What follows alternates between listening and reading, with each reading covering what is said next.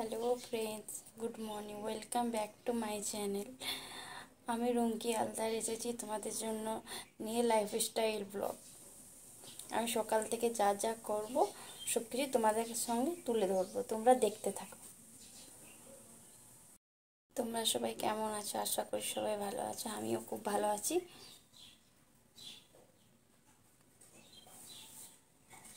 আমি সকাল সকাল ঘুম থেকে উঠে পড়েছি, দেখো এদিকে ব্রাশ করতে শুরু করে দিয়েছি। মা বললো তাড়াতাড়ি ড্রেসটা চেঞ্জ করে ব্রাশ করে তাড়াতাড়ি ফ্রেশ হয়ে নিলাম। এই তো চলে এসেছি।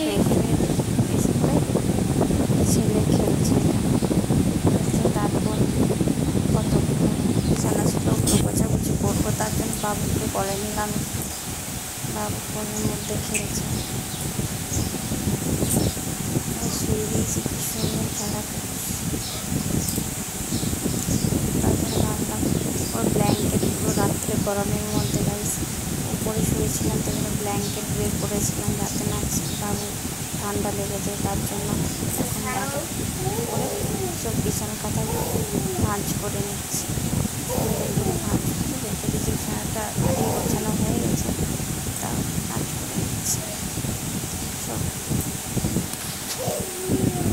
তারপরে এদিকে দেখো ছেলে কি সুন্দর খেলা করছে শুয়ে শুয়ে। এরকম খেলা করলে ভালো লাগে, অন্যদিন তো কান্না করতে থাকে।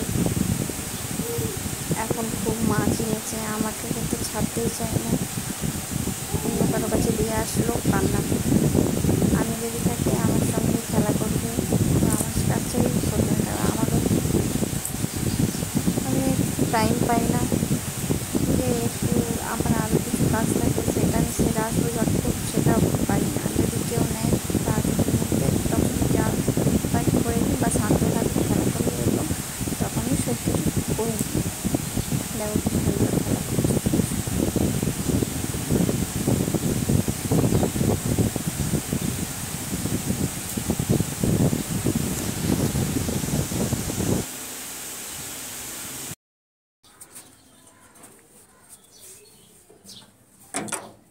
তারপর দেখো ছেলেকে চলে যাচ্ছি, তারপরে আমি যাই বৌদির বাড়িতে দিয়ে আসবো। তারপর আমি শান্তিভাবে চা খাবো।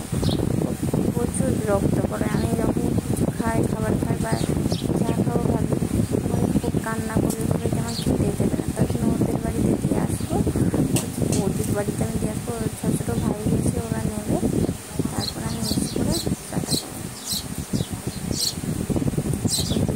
দেওয়া হয়ে গেছে ওকে, আমি বাড়ি আসছি।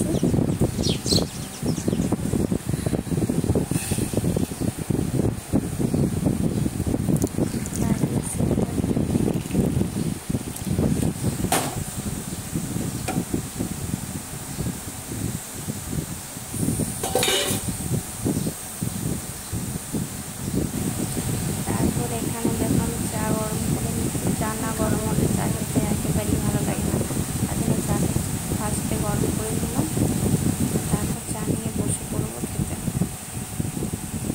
এই রুমে যাচ্ছি বিস্কুট আনার জন্য। বিস্কিট না হলে ভালো লাগে না, শুধু চা খেতে চা বিস্কিট হলে একটু ভালো লাগে। বেশি চা খেতে মজাই আলাদা লাগে, শুধু চা খেতে আমার ভালো লাগে না।